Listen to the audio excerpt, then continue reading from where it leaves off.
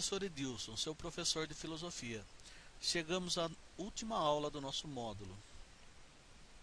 Nessa aula vamos estudar sobre política, focando a questão do poder. Mas afinal, o que é poder? O que significa democracia direta? E democracia representativa? O que são poderes paralelos? Estamos iniciando mais uma aula. Mas o poder político, o que é isso? Lembrando que o poder político é aquele que utiliza a posse dos meios de coerção social, isto é, o uso da força física considerada legal ou autorizada pelo direito vigente na sociedade, como por exemplo, as forças armadas, os órgãos fiscalizadores, a polícia, os tribunais. A palavra poder, como tantas outras em nosso vocabulário, vem do latim podere, que significa posse, poder, ser capaz. Refere-se fundamentalmente à faculdade, capacidade, força ou recurso de produzir certos efeitos. Aliás, esse foi o objetivo das civilizações, seja ela grande ou pequena. Falando em poder, não tem como não se lembrar de Maquiavel, conhecido por sua afirmação: os fins justificam os meios. Essa afirmação é realmente de Maquiavel? Ou apenas uma interpretação que fizeram dele? Será que para atingir determinado fim devemos lançar mão de todos os meios possíveis? Na política, por exemplo, quais meios devem ser utilizados para um político chegar ao poder? Quais meios são considerados válidos? Maquiavel era um homem do seu tempo, no Renascimento. Homem de ideias políticas, ele procurou entender a natureza e os limites do poder político. Maquiavel contemplou a realidade da sua Itália dividida, fragmentada em diversos principados e ducados. Numa constante briga pelo poder e, inevitavelmente, alternâncias constantes dos governantes, a Florença de Maquiavel refletiu o que ocorria também nas demais cidades italianas, que eram importantes no período. Para ele, não se apresentava logicamente o ideal cristão, e sim a luta pelo poder. Por isso, os homens mentiam, matavam e julgavam-se acima da moral. Foi na Grécia Antiga, chamada de berço da democracia, que foi criado as duas formas de governar, que foi a democracia direta e a democracia representativa. Na direta, podiam participar apenas os cidadãos. Na representativa, somente algumas pessoas eram eleitas para representar o povo, criando leis e decidindo sobre se elas devem vigorar ou não.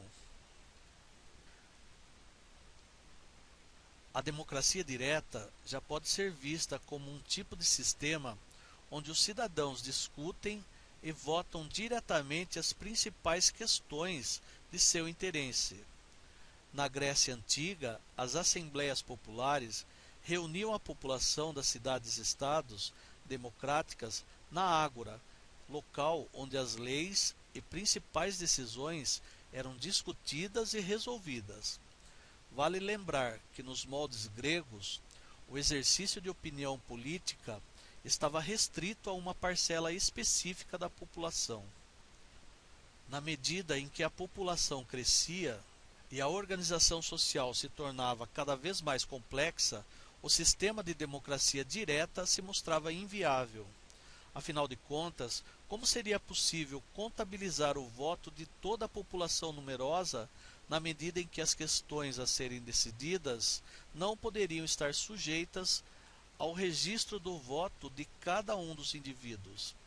É nesse instante que temos a organização da chamada democracia indireta. A democracia indireta estabelece que a população utilize do voto para a escolha dos representantes políticos mais adequados aos seus interesses. Desse modo, os cidadãos teriam os seus direitos assegurados para atender os anseios de seus eleitores. A lição de democracia que tiramos dos gregos antigos é que democracia é o governo do povo para o povo e pelo povo, onde governo do povo quer dizer governo com um sentido popular, e para o povo significa que o objetivo é o bem do povo, pelo povo, quer dizer realizado pelo povo. Na democracia, é o povo quem toma as decisões políticas importantes, direta ou indiretamente, por meio de representantes eleitos, ou pelo menos deveria ser. Porém, essa relação de poder leva à violência, que isola os indivíduos, dissolve os grupos, gera mecanismos de controle, contribui para concentrar o poder. Aqui poderíamos lançar mão da conhecida expressão dividir para governar. Interessante é lembrar que Adam Smith, pensador do século XVIII, já afirmava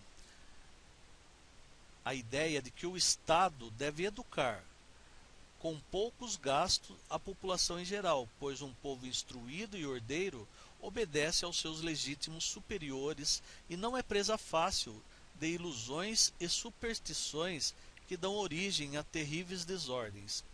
Educar os trabalhadores pobres tem por objetivo discipliná-los, transformá-los em cidadãos de segunda categoria. Sendo assim, podemos concluir que para resolver o problema das desigualdades social no Brasil e tornar cidadão a todos os brasileiros, leva-nos a pensar na mudança das estruturas sociais que sustentam as desigualdades, uma vez que o nosso modelo de desenvolvimento econômico tem sua sustentação no enriquecimento de uma minoria e na miséria da maioria. Exercícios. Exercício 1. A democracia ateniense antiga dos séculos V e IV a.C. possui algumas características que a torna diferente das democracias modernas. São características da democracia ateniense. 1. Na democracia ateniense, nem todos são cidadãos. Mulheres, crianças, escravos e estrangeiros são excluídos da cidadania. 2. É uma democracia representativa, como as modernas. Um cidadão mais sábio é escolhido para representar o povo, garantindo, portanto, o poder de uns sobre os outros.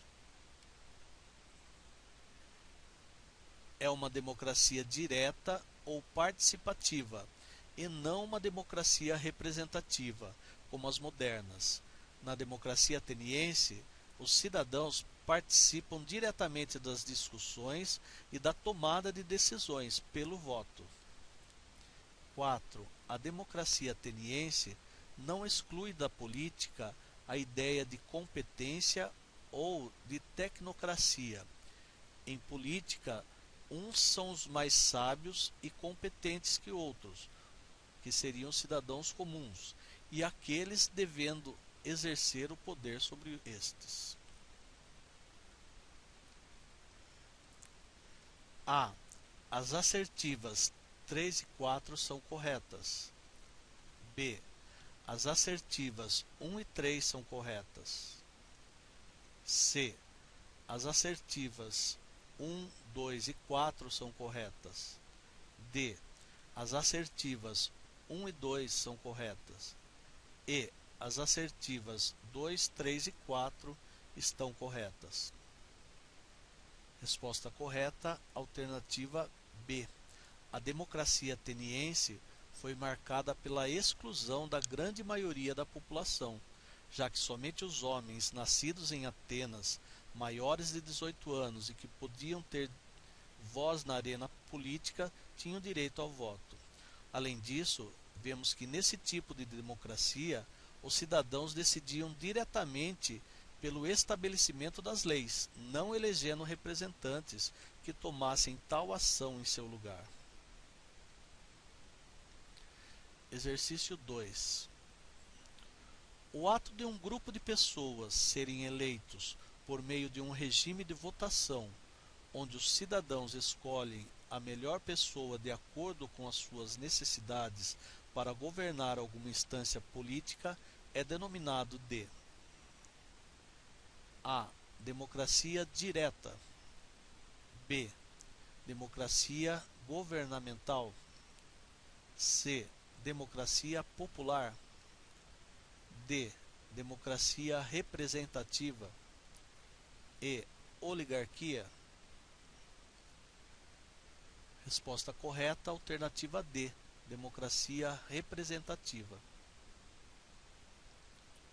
Com isso terminamos o nosso módulo. Boa sorte!